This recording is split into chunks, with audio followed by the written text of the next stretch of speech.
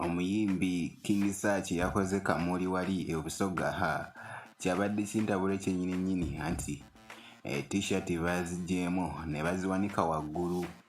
Jjukira mwana mulenzi ono kasita yakonye ku luyimba zakayo ha ensasagati netandika nebitandika gwe bampita Nutty wano ku Nutty yugi mbeera ntuse n'ensonga leka nkwe vidiyo eno olabe nga bwe kyabadde wali kamuli e Busoga waliwo n'amagezi anti webitegera wano ku Nutty yugi mbeera mbikuwa.